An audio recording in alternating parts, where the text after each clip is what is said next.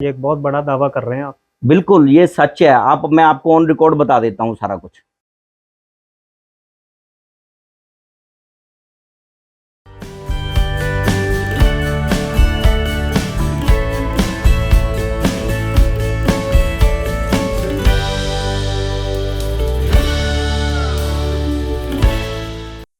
सबसे पहले तो मैं आप लोगों का धन्यवाद करना चाहूँगा। हमारे धर्म के प्रति आगे बढ़ाने के लिए आज का जो हमारा ये नया प्रयास था, उसको आपने बहुत बहुत प्यार दिया, बहुत सराहा। आपका बहुत बहुत धन्यवाद। आपसे एक गुजारिश करना चाहूँगा, अपना जो प्यार है लाइक, शेयर और कमेंट के ज़रिए ज़रूर दें। ये आपका लाइक, शेयर, कमेंट हमारी पूरी टीम के लिए बहुत बड़ी मोटिवेशन है। इसी तरह धर्म के कार्य के करने के लिए हमारी ये जो कोशिश है तत्पर आगे रहे। तो आपसे मैं यही गुजारिश करूँगा कि आप ज़रूर लाइक, शेयर, कमेंट करके अपना प्यार ज़रूर दें। हमारा जन्म और हमारी मृत्यु ये हमारे कर्म तय करता है। हम अपने कर्मों के चक्कर से नहीं भाग सकते। ये बात जिसको जितनी जल्दी समझ में लग जाए, वह अपनी जीवन का राह उस समय बदल लेगा। आज का युग जितना मर्जी आधुनिक या एडवांस हो जाए, लेकिन आज भी कुछ बातें साइंस की नज़र से परे हैं। आज भी कुछ शक्तियां विज्ञान के दायरे से बाहर हैं। यदि हम अपने धर्म को समझना शुरू कर देंगे, तो मेरी माने हमें बहुत सी चीज़ें समझ में आनी शुरू हो जाएंगी। मैं प्रणव जैन स्वागत करता हूं आपका इस वीडियो में। आज की ये वीडियो बहुत ही इंटरेस्टिंग होने वाली है। आज के हमारे मेहमान एक डायनेमिक पर्सनैलिटी है। एक सफल बिजनेसमैन होने के साथ साथ वह एक समाज सेवी भी हैं।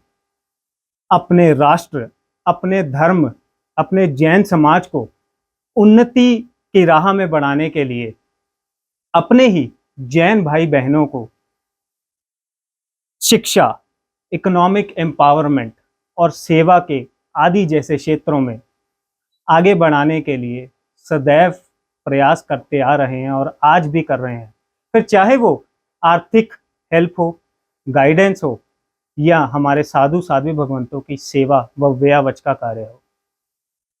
मैं बात कर रहा हूं श्री राजीव जैन जी की, जो कि जैन इंटरनेशनल ट्रेड ऑर्गेनाइजेशन, जिसे हम जीतो के नाम से जानते हैं, वो लुधियाना चैप्टर के मौजूदा प्रधान हैं और चमन नेट्स के डायरेक्टर एंड फाउंडर भी हैं।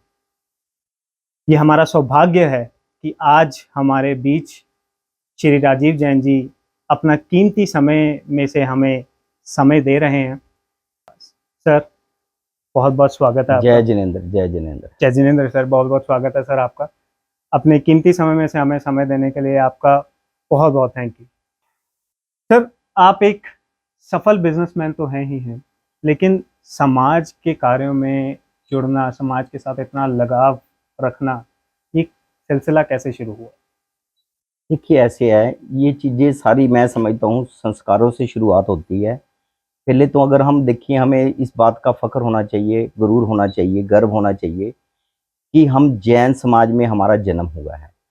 बाकी बात जो है, जैन समाज में गर्भ मतलब जन्म लेने के बाद एक नेचुरल माइंडसेट इस तरह का बन जाता है कि जैसे जैसे आपकी एज बढ़ती है, जब एक दायरा होता है, एक उम्र होती है काम करने की, पैसा कमाने की, उसके बाद ये सोच ऑटोमेटिकली बन जाती है कि हमने जो समाज से लिया है, समाज को हम कुछ ना कुछ वापस भी दें। तो ये जो चीज़ें हैं, ये निश्चित तौर से जैन होने के नाते कह लो, या वैसे उम्र के लिहाज से कह लो, या एक संस्कार जो हमें दिए गए हैं उसके हिसाब से ये माइंडसेट बन गया कि अब हमारी देने की टाइम आ चुका है, और हमें जो ज़्यादा से ज़्यादा हो सके समाज को जिस रूप में भी हम दे सके हैं उसको देने का प्रयत्न करें। उसके लिए ये बाय डिफ़ॉल्ट ही समझ लो ये चीज़ें आ गई हैं, तो उसके लिए हम प्रयत्नशील हैं। उसमें हम जो भी हमारे से बन पाएगा या जो दे सकते हैं, किसी के भी काम आ जाए, तो ये हमारे लिए सौभाग्य की बात है। सर, एक आम नागरिक से एक ऐसी ऑर्गेनाइजेशन जो कि सिर्फ राष्ट्रीय स्तर पर नहीं, आज वो अंतर्राष्ट्रीय स्तर पर काम कर रही है। जी हाँ, मैं बात कर रहा हूँ जीतो की। तो उसकी लुधियाना चैप्टर की प्रधान आपको बनाया गया, एक बहुत बड़ी मैं समझता हूँ ज़िम्मेवारी आपके कंधों पर डाली गई। तो ये किस तरह से हुआ और कैसे ये ज़िम्मेवारी आपको सौंपी गई? देखिए, ऐसे हुए आज से ठीक करीब-करीब कोई 10 साल पहले आचार्य श्री नय पदम सागर जी यहाँ पे आए थे। जी, तो उनका प्रवचन हमने सुना, जो कि कोमल कुमार जी ड्यूक वालों ने वहाँ पे जन स्थानक में रखा हुआ, तो हमने कभी उनको सुना नहीं था, उनका नाम तक नहीं सुना का था। मगर जब वो प्रवचन उन्होंने दिया, तो वो भी वैसे तो उधर महाराष्ट्र साइड में ज़्यादा विचरण करते हैं, मगर वो शायद पहली बार ही यहाँ पे आए थे।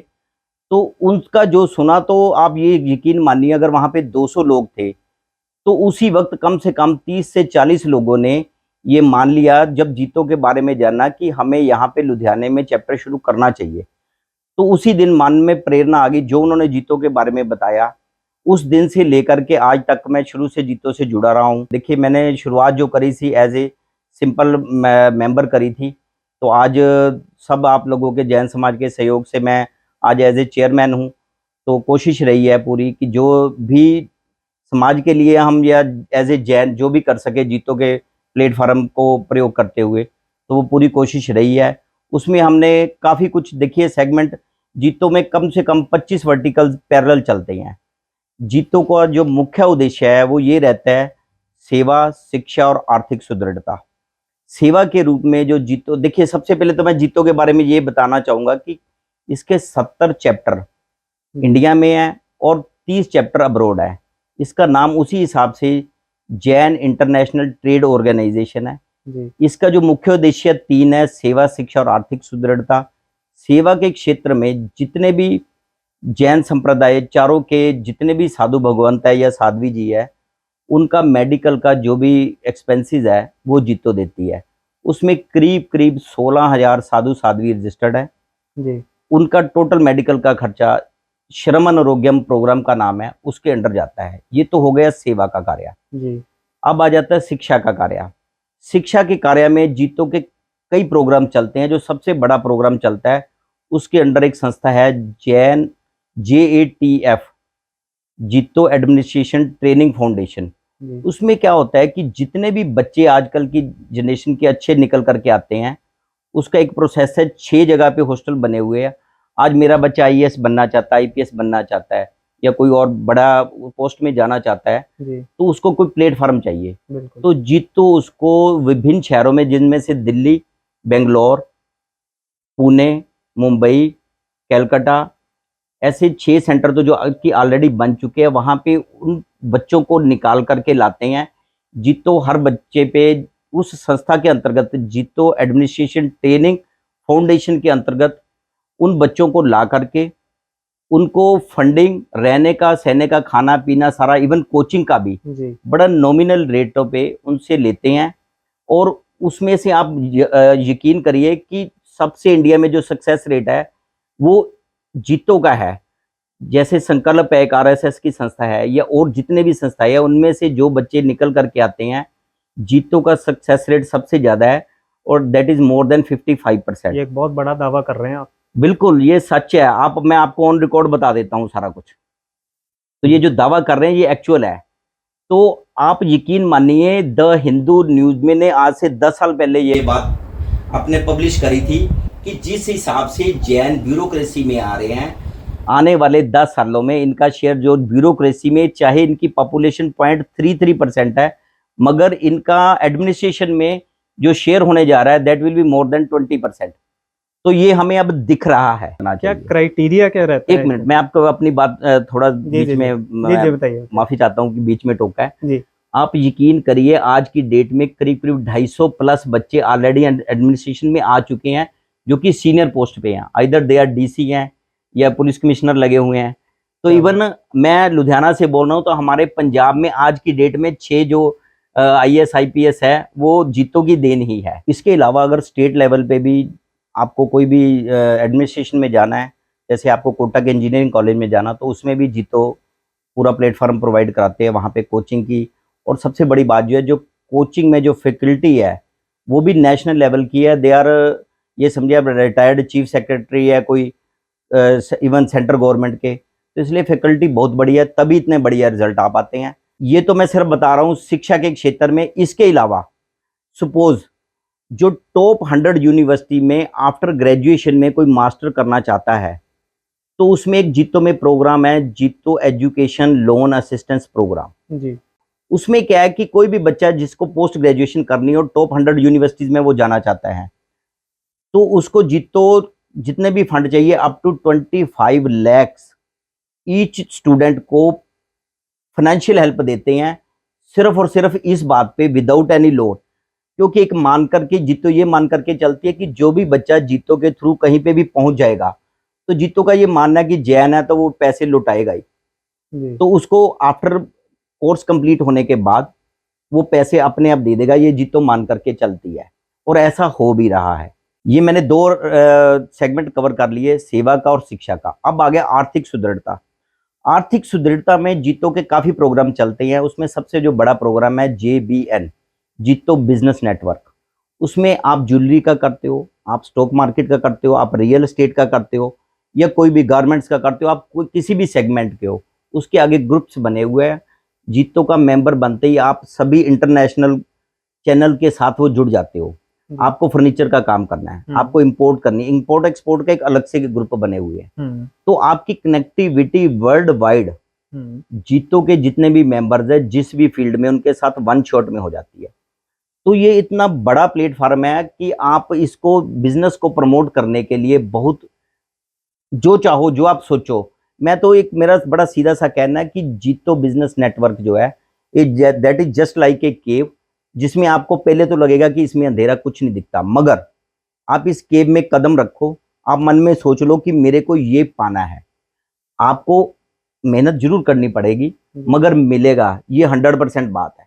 क्योंकि उस गुफा में अंदर जैसे जैसे आप जाओगे आपको रोशनी दिखनी शुरू हो जाएगी और जो आप सोचोगे आपको वहां पे मिलेगा हर हालत में। ये हमारे एक्सपेरिमेंट करे हुए हैं। मैं नाम नहीं पर्टिकुलरली लेना चाहता, लुधियाने में कम से कम 10 लोग ऐसे हैं जो मेरी जानकारी में हैं जी। सारे तो नहीं, मतलब सभी ले रहे होंगे, जो मेरी जानकारी में मैं उसका बता रहा हूँ, जो सिर्फ जीतो के दम पे अपना सारा जो आज की आजीविका कमा रहे हैं या आगे बढ़ रहे हैं, बहुत हेल्प ले रहे हैं। जीतो का एक प्रोग्राम है जिफ, जीतो इंक्यूबेशन एंड इनोवेटिव फाउंडेशन। उसके अंडर जो भी स्टार्टअप, आपके मन में कुछ स्टार्टअप का आइडिया आता है, ठीक है, आजकल ये ट्रेंड चल रहा है पूरे का पूरा, तो स्टार्टअप के लिए आपको फंडिंग चाहिए, तो उसके लिए जीतो में ये बना हुआ है प्रोग्राम जिफ का। तो उसमें आइए आप, आपको फाइनेंशियल हेल्प भी मिलेगी, प्लस आपको कोई उसमें टेक्नोलॉजी का यूज करना, आपके लिंक नहीं है, सपोज जिसने भी स्टार्टअप करना है, तो उसके लिए जो उसके लिए सारा इंफ्रा चाहिए, उसके लिए एक पूरा अलग से ऑफिस बना हुआ है मुंबई में जीतो का। आप वहां पे आइए, आपको जो भी असिस्टेंस चाहिए, आइदर फंडिंग चाहिए या उसको प्रमोट करने के लिए आपको सारा इंफ्रा चाहिए, तो वो सारे का सारा ऑलरेडी है। जीतो करीब करीब 150 करोड़ से ऊपर इस सेगमेंट पे ऑलरेडी स्टार्टअप को एलोकेट कर चुका है। और कम से कम 30 कंपनियां ऐसी हैं, उसमें 2 कंपनियां तो ये समझ लिए 10x से ऊपर जा चुकी हैं 2-2.5 सालों में, IPO की तैयारी में भी है। क्या बात। तो ये जिफ के अंडर ये प्रोग्राम चल रहा है। और सबसे जो बड़ी बात जीतो कि इसमें संप्रदायवाद कोई नहीं है। आप जैन हो, दैट्स इट, आप शिवतंबर हो, दिगंबर हो, स्थानकवासी हो, बहुत बड़ी बात है ये। कोई मतलब नहीं है, कोई कुछ नहीं, जैन हो दैट्स इट।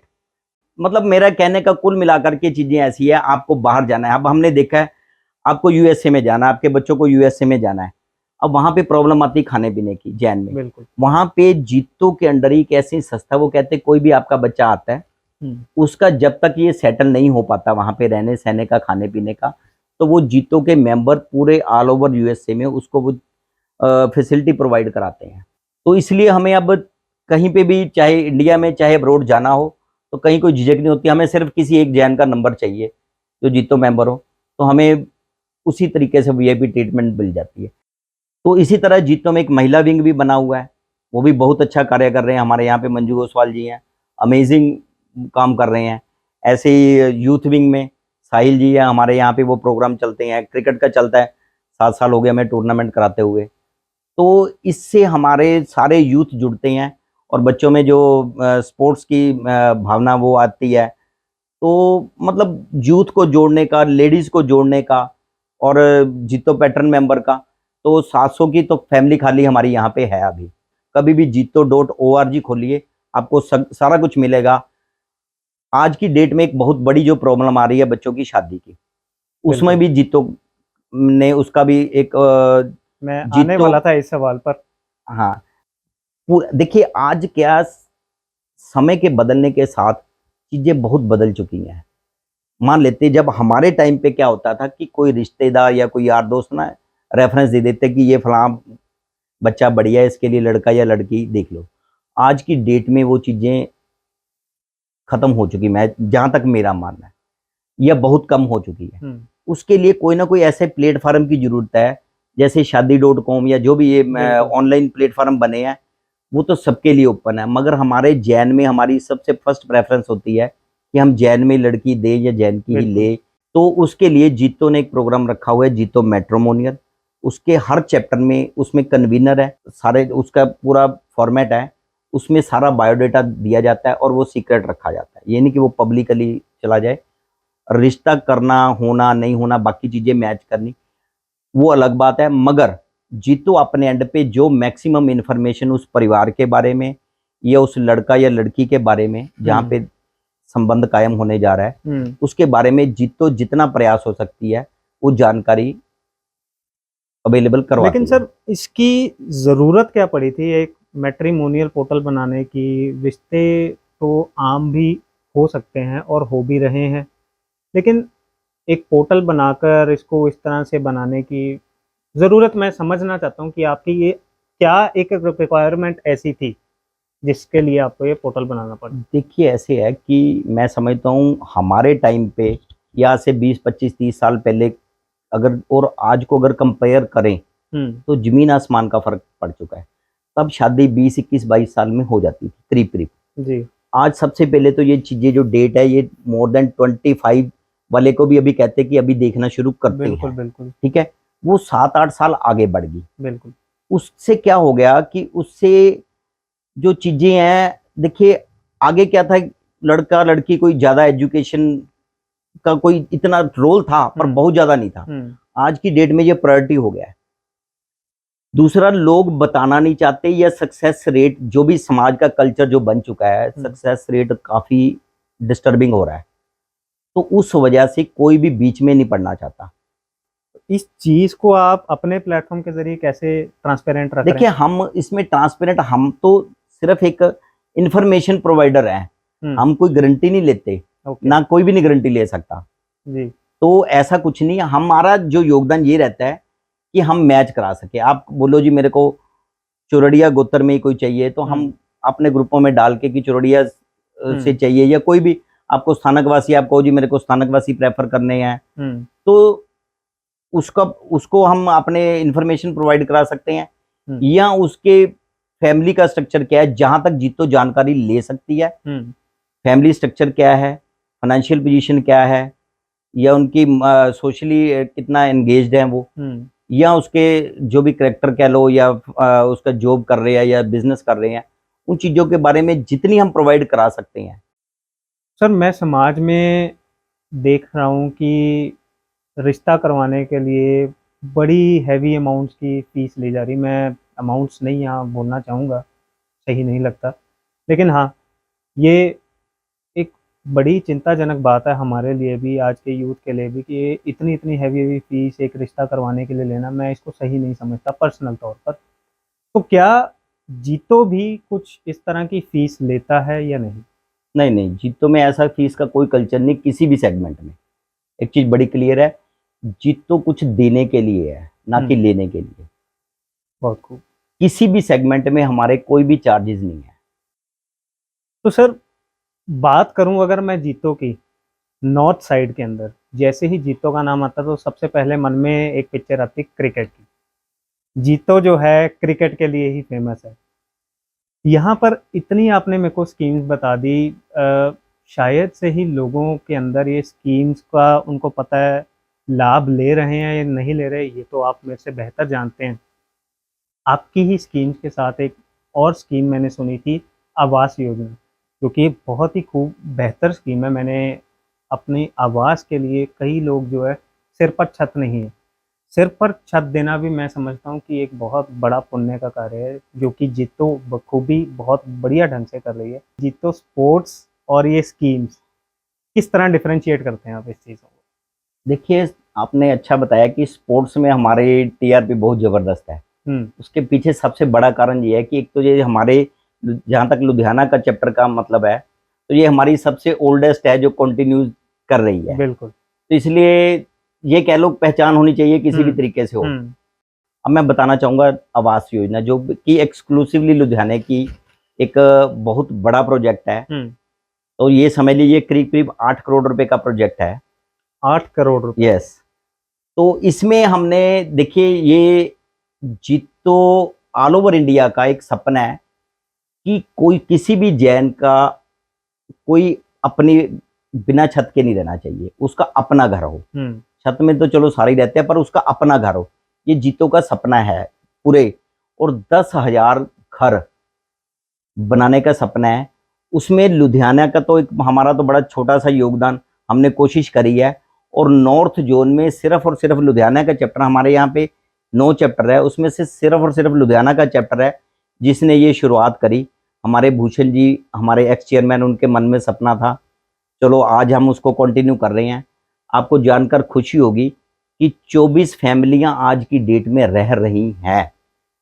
पूरी फैमिलियां जीतो आवास योजना के अंडर यहाँ लुधियाने में उनको घर दिए जा चुके हैं। They are already settled there. Zero cost पर।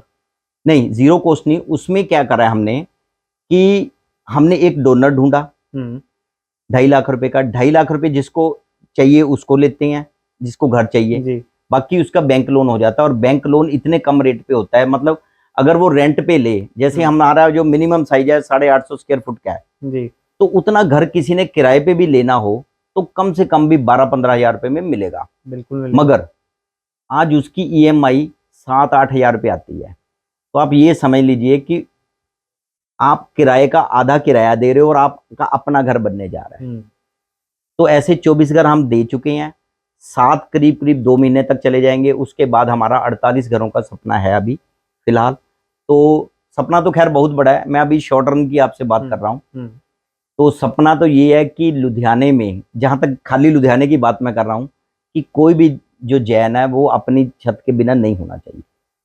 तो उसके लिए प्रयासरत हैं। हमें डोनर भी बहुत मिल जाते हैं।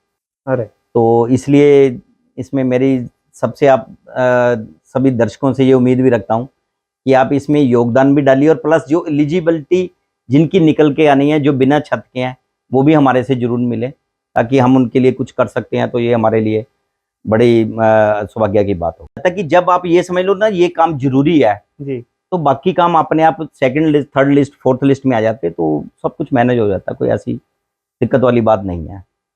आज सर जो भी कर रहे हैं आप, कार्य कर रहे हैं सामाजिक तौर पर, प्रोफ़ेशनल तौर पर, फैमिली में किसको क्रेडिट देना चाहेंगे?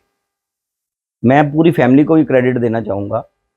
तो सबसे पहले तो मैं धन्यवाद करना चाहूँगा श्री कोमल जी का, जो कि जिनसे ये प्रेरणा मिली, जिससे हमें ये जानने को मिला कि जीतो से जुड़ने के बाद तो ये मेरे लिए तो सारी दुनिया बदल गई। नहीं तो हमारी सोच बड़ी इतनी सी थी। जीतो से जानने के बाद तो अनलिमिटेड सोच हो गई है। हुँ, जीतो को जानने के बाद ये लगता है कि दुनिया में इतना कुछ करने को है। इतने अगर मैं मान लो कुछ समाज के लिए 1 घंटा देता हूँ, तो वहाँ पे जाकर के ऐसे लगता है कि यहाँ पे तो लोग पूरी-पूरी ज़िंदगी देने के लिए तैयार हैं समाज के लिए। तो हमें जी। हमें लगता है कि हमारा साइज़ कुछ भी नहीं है। तो उससे भी एक प्रेरणा मिलती है कि हमें कुछ ना कुछ और बढ़-चढ़ करके करना चाहिए। सर बात करें आज से लगभग 40-50 साल पहले और आज के युवा में, क्या फ़र्क महसूस करते हैं आप? बहुत ज़्यादा फ़र्क आ चुका है।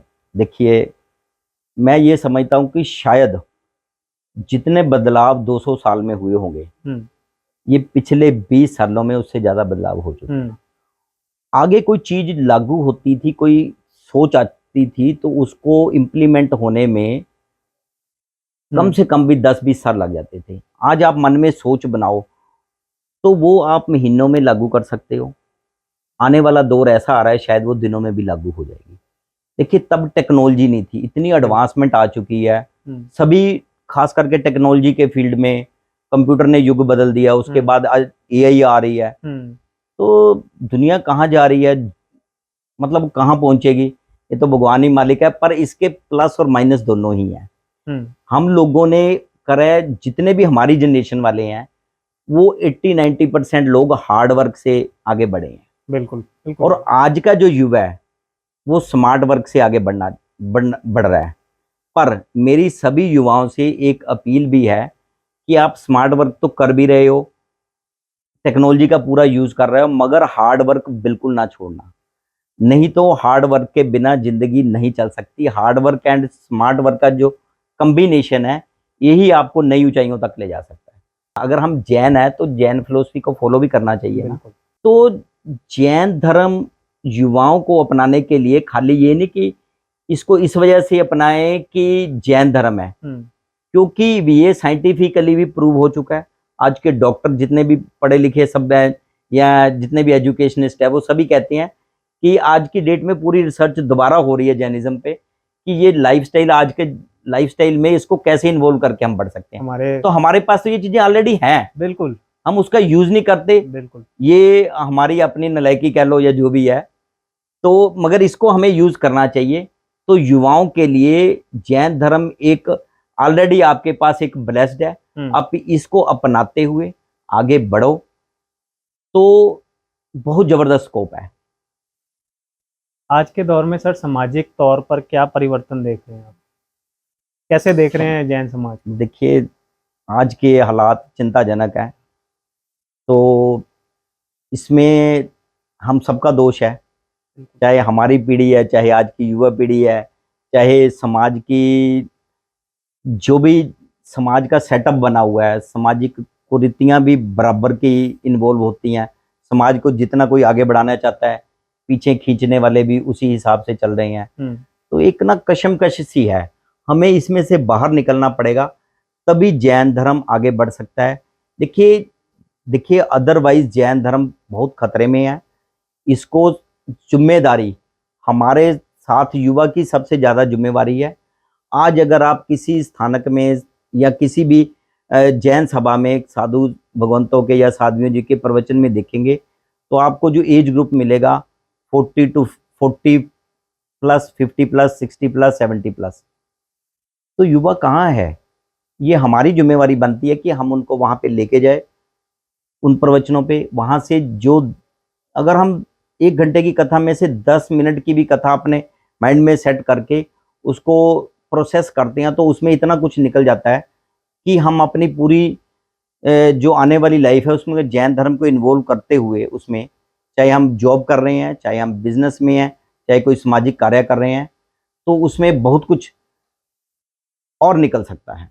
आपको युवा तो मिल जाएंगे ज़्यादातर इसमें, मगर जो एक्सपीरियंसड है या जो समाज से जुड़े हुए हैं या बहुत ऐसे लोग हैं जो थोड़े एज्ड हैं, वो सोशल मीडिया पे नहीं है मगर उनके पास इतनी जानकारी, इतना खजाना, इतना संस्कार, इतना कुछ है जो हमें युवा को मिल ही नहीं पाएगा। बिल्कुल।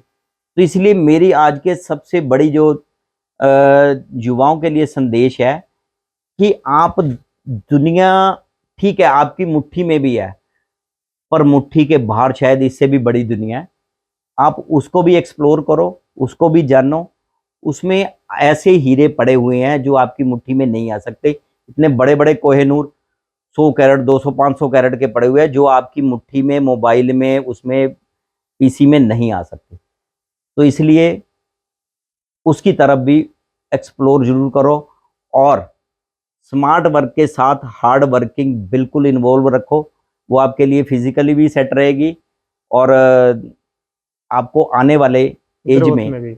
नहीं तो अदरवाइज हमें प्रॉब्लम, जो मेरे को डर लगता है कि जो आज की डेट में युवा पीढ़ी जहाँ पे जिस लाइफस्टाइल से जी रही है, तो शायद आगे आने पर अगर वो नहीं संभल पाते, जैसे ही वो 45, 50, 60, 70 में पहुंचेंगे तो थोड़ा फिजिकली फिटनेस का कुछ थोड़ा डाउटफुल सा रहता है। तो इसलिए इस चीज़ को ध्यान करने के लिए ये ज़रूरी है कि हार्ड वर्किंग साथ में रखो। जी हाँ, बिल्कुल। जैसा कि मैंने पहले आपको बताया कि कुछ बातें आज भी ऐसी हैं जो कि टेक्नोलॉजी से की समझ से आज भी दूर है।